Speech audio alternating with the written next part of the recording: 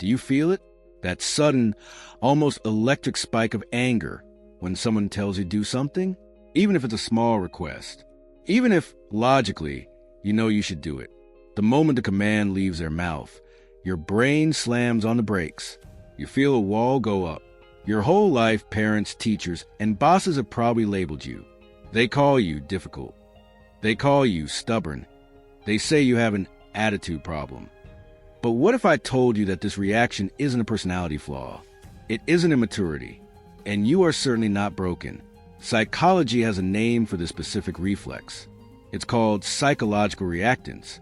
And usually, it's found in a very specific type of person. If you hate being controlled, it's because your brain is running on a different, arguably more advanced operating system than the average person. You possess a set of rare autonomy traits that are evolutionarily designed for leadership, not following. Here are the 5 signs that your stubbornness is actually a superpower. The reactance reflex. In 1966, psychologist Jack Brem identified a phenomenon he called psychological reactance. For most people, receiving an order is just data. But for you, an unsolicited command is perceived by your brain as a threat to your survival. Research suggests that when your behavioral freedom is threatened, your mind immediately generates a motivational state to regain that freedom. This isn't you being petty. This is a high-functioning biological central intelligence. Your brain is hypersensitive to encroachment. While others are comfortable handing over the steering wheel of their lives, your nervous system is hardwired to be the driver. This reflex ensures you never become a pawn in someone else's game. You don't hate guidance. You hate subjugation. Cognitive sovereignty. Think about the famous Milgram experiment. Ordinary people were willing to inflict pain on others simply because a man in a lab coat told them to. They entered what psychologists call the agentic state, where they surrender their own will to authority. You, however, struggle to enter that state. You possess cognitive sovereignty. Where the majority finds safety in obedience, you find safety in skepticism. When you reject micromanagement or groupthink, you are actually performing a vital evolutionary function. You are the safeguard. In a tribe, you are the one individual capable of looking at the leader and saying, "No, this is the wrong direction." Your inability to blindly follow isn't arrogance. It's the fail-safe mechanism that keeps the tribe from walking off a cliff. Intrinsic propulsion architecture. Society runs on extrinsic motivation. Do this to get paid. Do this to avoid punishment. According to self-determination theory by Deci and Ryan, human beings have a fundamental need for autonomy. But for you, this need isn't just a preference. It's oxygen. You aren't lazy. In fact, when you choose a task yourself, you probably have a work ethic that terrifies other people.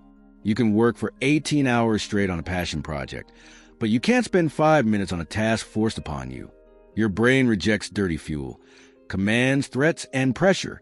It only runs on clean fuel, volition, curiosity, and choice. This is an intrinsic propulsion architecture. It means you are designed to be a creator, not a cog in a machine. Predictive Pattern Dominance. Why does it annoy you when someone tells you how to do something you already know? Often, people with high autonomy traits also possess high fluid intelligence.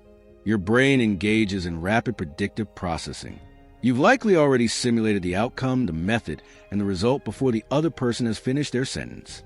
When someone micromanages you, they are forcing you to slow down your processor to match their speed. The anger you feel, that's the friction of a supercomputer being forced to run dial-up software. You aren't being impatient. You're being efficient. The executive imperative. Finally, we have to address the elephant in the room. If you hate being told what to do, it is usually because, deep down, you know you're the one who should be making the decisions. This is the executive imperative. High autonomy individuals often struggle in subordinate roles because their psychology is tailored for responsibility. You don't want to break the rules just for the sake of it. You want to break them to build something better. Your resistance is simply your leadership potential waiting for a position where it can be unleashed. So, stop beating yourself up. Stop trying to force your complex, sovereign mind into a box that was built for obedient compliance. The world doesn't need more people who do what they're told. The world needs people who ask why. The The world needs you. If you recognize yourself in these traits, let me know I'm speaking to the right people. Drop a lion emoji lion face in the comments below. Let's see how many leaders are actually watching this. But there's a dark side to this level of autonomy.